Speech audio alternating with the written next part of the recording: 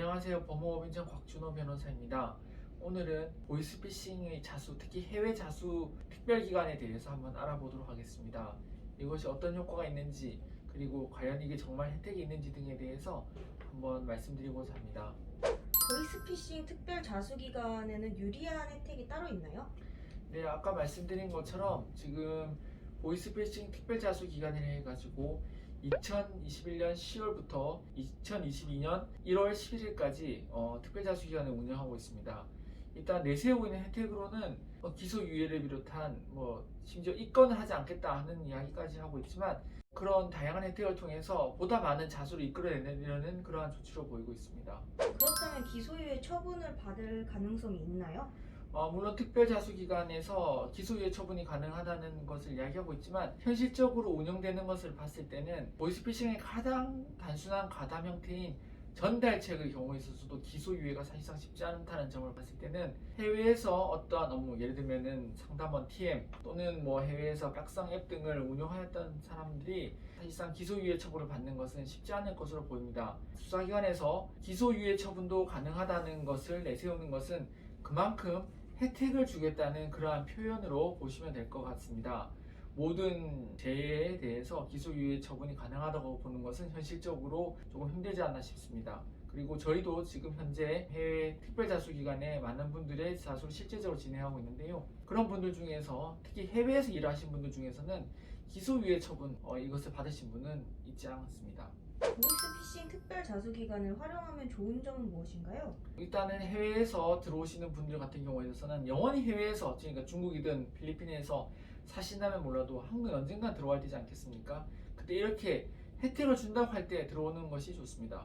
물론 국내에서 이미 다른 공범들에 대한 사건이 진행이 되고 있다거나, 또는 수배가 떨어지고 있어서 여권 무효화 조치가 이미 처해져 있거나, 또는 인터폴 적색 수배가 되어 있으신 분들 같은 경우에 있어서는요, 그분들도 언젠간 들어와야 되겠지만, 이때 이왕 들어온다면은 남들은 그간에 있지 않았던 특별 자수기간에 자수했다는 양형 요소를 하나 더 가지고 재판에 임한다고 생각하시면 될 것 같습니다.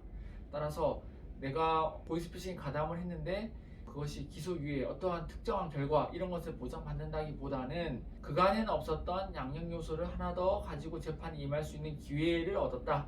그렇다면은 이왕 들어온다면, 언젠간 들어와야 된다면 지금 이때 자수하는 것이 본인한테 유리하다는 점을 말씀드리고 있습니다. 해외에 있는 보이스피싱 상담원인데 자수를 하고 싶다면 어떻게 해야 될까요? 네, 해외에 있으신 분들이 국내에 이제 귀국해서 자수를 하고 싶다고 하셨을 경우에 있어서는 본인의 상태에 대해서, 어떠한 여건에 처해 있는지에 대해서 먼저 파악하는 것이 필요합니다. 어렵게 생각하지 말고 본인의 같이 일했던 공범, TM이나 또는 본인 위에 팀장이든 어쨌든 같이 일했던 사람들이 먼저 귀국을 한 사람이 있다고 한다면은 본인에 대해서도 국내에서 수사 등 기관에서 이미 파악을 하고 있다고 생각하시면 맞습니다. 그렇다면은 본인에 대해서 여권 무효화 조치와 그리고 거기에 이어지는 인터폴 적색 수배 등이 이루어졌을 가능성이 높은데요. 그렇다면 무턱대고 귀국했을 경우에 있어서는 중국이나 필리핀의 경우, 중국에서는 공안에 체포를 당해서 억류를 당한다거나, 또는 여러 가지 필요하지 않은, 피할 수 있는 그러한 현지에서 고생을 하게 되는 경우가 있습니다. 따라서 미리 변호사와 논의를 한다면 그러한 절차를 피해서 귀국을 해서 국내에서 수사 및 재판을 진행할 수 있는 그러한 방법을 안내드리고 실제로 그렇게 진행을 하고 있습니다. 국내에서 이미 조사가 시작되었다면 자수로 인정을 못 받는 게 아닌가요? 많은 분들이 그렇게 질문을 하고 있습니다. 국내에서 이미 조사가 진행되어서 본인 이름이 올라가 있으면 그것이 과연 자수의 의미가 맞는지, 대부분의 보이스피싱 사건에 있어서는 혼자서 진행하는 것이 아니기 때문에 먼저 몇몇 사람들이 귀국을 하게 되면 당연히 거기에 대한 수사가 이루어지고 본인에 대해서도 수사기관에서 파악을 하게끔 되어 있습니다. 그렇다면 순수한 의미에서의 자수와는 조금 거리가 있을 수도 있지만, 현실적인 진행에 있어서는 분명히 그러한 점들, 특히 요즘같이 특별자수기관에 자수하는 경우에 있어서는 양형으로 천장을 받게 됩니다. 형사재판이라는 것은 이론과 달리 실무에 있어서는 하나라도 본인에게 유리한 점이 있으면 그것을 더 주장하고, 그것을 더 재판부에 어필을 하고 강조하는 것이 중요하며, 이렇게 특별자수기관의 자수라는 아주 중요한, 근래에는 최근 몇 년간 없었던, 남들은 가지지 못했던 그러한 양형 요소가 있다면 활용하는 것이 필요합니다. 그렇다면 또같이 하나가 의문이 생길 것입니다. 이 아까 말씀드린 특별자수기관, 그 기간에 반드시 들어와야 되는지, 그런 부분이 있을 텐데요. 특별자수기관에 일단 자수서를 제출하게 되면은 그 이후에 귀국은 꼭 반드시 그 기간 내에 하는 것은 아닙니다. 저희와 같이 함께 진행했을 경우에 있어서는 저희가 수사기관과 시기와 방법에 대해서 논의를 드리기 때문에 그런 점은 어느 정도 논의가 가능하고 조율도 가능하다는 점을 말씀을 드립니다. 요즘 코로나로 인해서 귀국이 그렇게 쉽지는 않습니다. 그러나 요즘에는 예전보다는 귀국 부분에 있어서 많이 좀 풀린 것도 사실입니다. 귀국해서 자수기간에 자수를 하고, 물론 저희가 논의해서 수사기관에서 자수를 한 다음에 귀국을 하게 되는 경우에 있어서는 1주에서 2주간의 자가격리도 거치게 됩니다.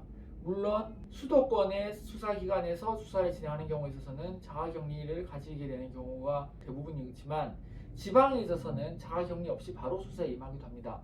그런 점들은 각각 수사기관의 특성에 따라 다르기 때문에 귀국 절차를 논의할 때 저희가 수사기관과 미리 그 점을 파악해서 말씀을 드리게 됩니다. 그리고 해외에서 오랫동안 일을 하셨기 때문에 국내에서 일을 봐줄 사람이 없는 경우도 많이 있습니다. 또는 가족이 국내에 있다 하더라도 이런 법적인 절차에 대해서 잘 알지도 못할 뿐더러 정확하게 어떻게 해야 되는지를 모른다면 가족분들에게 고생을 시키면서 실제적으로 효과는 좀 떨어지는 경우가 생기는 것도 현실입니다.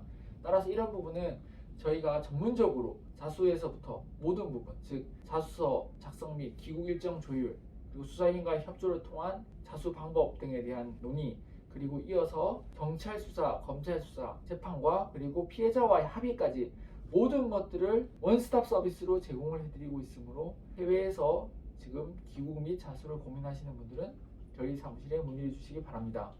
감사합니다.